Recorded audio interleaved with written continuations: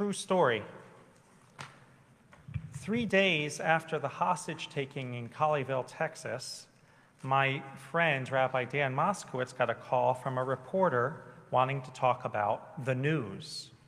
Rabbi Moskowitz was eager to talk to the reporter and discuss security in synagogues and anti-Semitism today. When he returned the reporter's phone call, however, he made an alarming discovery. "Oh no," the reporter said, "not that news. I mean the report on CNN that just came out that Anne Frank might have been turned in by a Jewish neighbor. Maybe it was Arnold Vanderberg who gave them away." Rabbi Moskowitz took a breath and responded he would rather talk about Colleyville, Texas, not Anne Frank. Dara Horn wrote a book entitled People Love Dead Jews, and it came out about a year and a half ago. It won the National Jewish Book Award last year. Rabbi Moskowitz's experience affirms her title, that the world would rather fetishize Anne Frank than address anti-Semitism today. The book is deeply disturbing, but it is a must-read. It's upsetting because her insights are searing, but we cannot fight anti-Semitism today while also being in denial. I'm going to do my best to summarize the book for you, as well as my personal response to it. I also need to tell you I only read one chapter a week because I found the book both incredibly true to experience and unsettling.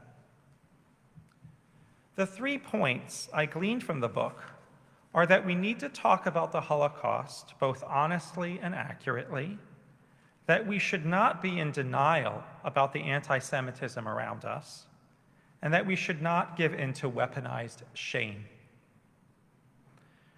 The first of Horn's insights I want to highlight is that we need a more direct, honest, and accurate encounter with the Holocaust and anti-Semitism in general. Much of the traditional education about the Holocaust has focused on Anne Frank, Elie Wiesel, and Oskar Schindler. But as Horn points out, Anne Frank was an optimistic girl who had not yet been sent to the camps. The contemporary version of Elie Wiesel's memoir, Night, focuses on the question, where was God? The original Yiddish version of Night was long and held nothing back about the culpability of our fellow human beings. And Oskar Schindler was a very rare person who did the right thing. In other words, when we study the Holocaust today, we get the toned-down versions. We choose to focus on a young woman who still believed that all people were good at heart, were blaming God, and a righteous Gentile. This feels like a deflection from taking responsibility for the masses of people who turned in their neighbors and participated in genocide. It is harder to read much more raw, graphic memoirs like Survival in Auschwitz by Primo Levi. After all, Levi despaired of humanity and committed suicide. No one wants to read about that. And God forbid the graphic novel Mouse might show us a bare breast in its illustrations among the dead. Better to pull that off the school library bookshelves. Greek and Roman art are okay, but not that. Personally, I can't help but suspect that what's really going on is some people are finding an excuse to avoid the Holocaust. Education that isn't truthful isn't real education. A documentary has just come out about the Holocaust on PBS by Ken Burns. I have not gotten a chance to see it yet because I've been preparing for the High Holy Days, but I'm glad it's out. In the absence of Holocaust survivors, it is up to us to be witnesses. We have to be the ones to speak up. The repercussions of failing to teach the Holocaust accurately include a distortion of the Holocaust in our media.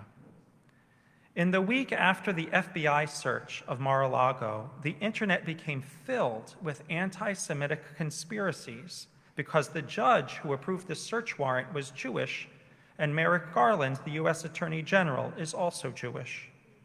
The threats became so dangerous that while we were having our Temple Sinai's Shabbarbecue, the judge's synagogue in Florida had to cancel Shabbat services. Meanwhile, some said that the FBI search was similar to the Gestapo. No, it wasn't, not even close. Dr. Deborah Lipstadt, the U.S. envoy to monitor and confront anti-Semitism, summarized recently, Holocaust distortion can have dangerous consequences and fuels anti-Semitism. The second point Horn points out is that anti-Semitism isn't new in the United States. For instance, Horn asks us to consider the myth that many of our last names were changed at Ellis Island. The fact is that they were not. Sorry, no matter what your mother or grandfather told you, it's historically not true. Overwhelmingly, Jewish Americans changed their own names to make a name sound less Jewish. We did this to get into college and be successful in business. Our American ancestors also invented the Ellis Island myth because they wanted to teach their children America was different so the next generation would feel secure. But we shouldn't be in denial. There was anti-Semitism back then, and there is anti-Semitism today. The United States has been a place of incredible Jewish growth, a golden age, but that doesn't mean we can wish away anti-Semitism's existence. Both can be true. The Anti-Defamation League reports that anti-Semitic incidents were up 61% last year from the previous. In Boston, we have seen a growth and increased presence of Patriot Front and NSC 131 white supremacist groups.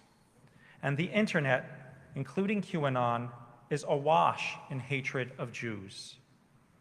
As meticulously documented by the ADL, the conspiracy-saturated website QAnon is full of anti-Semitism. So let me state the painfully obvious. No one can call themselves a true friend of the Jewish people and simultaneously embrace QAnon. Those are mutually exclusive positions. You can't love Jews and neo-Nazis at the same time. And you can't do that based upon what is politically expedient and what audience happens to be in front of you at the moment. Which leads to a third point in Horn's book, which is how some of the Jewish people have internalized anti-Semitism. Some Jewish groups have weaponized shame against other Jews. The term self-hating Jew is not really accurate. It's not about self-hate or loathing Passover. Weaponized shame is about accepting double standards and giving up power to bullies. Jewish shame has a long history. In the time of the Maccabees, some Hellenistic Jewish men went through the painful surgery of getting decircumcised so they could play in the Olympic Games. Under the Soviet regime, the Yevsektia was a group of Jews who went after other Jews to make sure Jewish cultural content was appropriately patriotic enough for the Communist Party. And today, Jewish Voices of Peace blames everything one-sidedly on Israel. Better to obliterate oneself than to have the taint of blood on our hands that is necessary for survival. Better to believe in an unrealistic utopia that obliterates all differences between people. And here's what weaponized shame looks like on a local level. A kid explains to their friends, "I'm Jewish, but I'm not rich or anything." Or, "I'm Jewish, but in my family we respect all people." There shouldn't be a but. Being Jewish and respecting all people are not opposites. No one should have to identify themselves apologetically. We cannot let the next generation internalize anti-Semitic myths. Temple Sinai's board was the first synagogue in Massachusetts to adopt the International Holocaust Remembrance Alliance's definition of anti-Semitism, following not only the U.S. government, but also the town of Sharon. Adopting this definition means a commitment to naming anti-Semitic acts and speech when they occur, in addition to the usual classic forms of anti-Semitism with which we are familiar. It also names in its examples the double standards and demonization of the state of Israel as the Jew among nations. The point of this definition is not to change anti-Semites' minds, it won't, but to embolden each of us. We should be willing to ask, is this anti-Semitism in our culture today? We can use the IHRA's definition as a starting point to think about this question.